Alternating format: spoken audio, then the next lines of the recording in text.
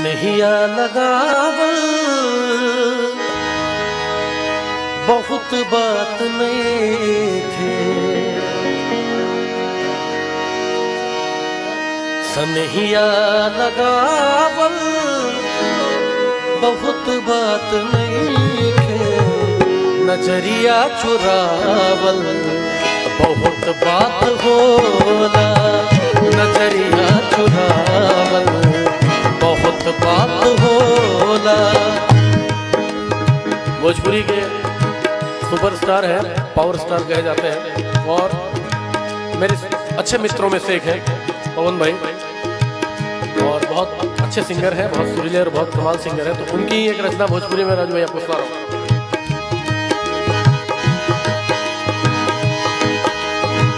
सनहिया लगावल बहुत बात नइखे। सनहिया लगावल बहुत बात नइखे। नजरिया चुरावल बहुत बात होला। नजरिया चुरावल बहुत बात होला। केहू के मुआवल बहुत बात नइखे।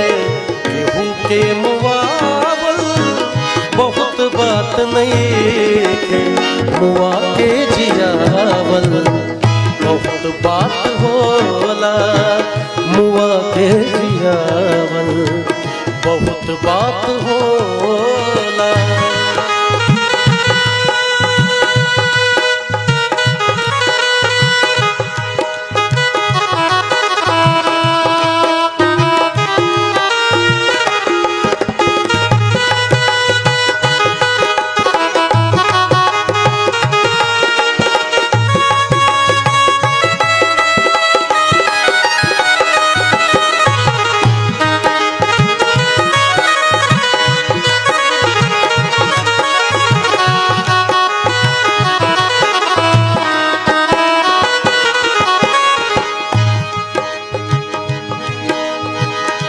समझे न कौनी तोहार असली इरादा। रूपवा के जाल में धरा गईनी दादा।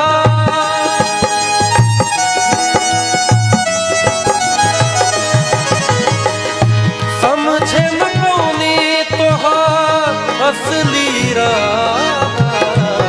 रूपवा के जाल में धरा गईनी दादा।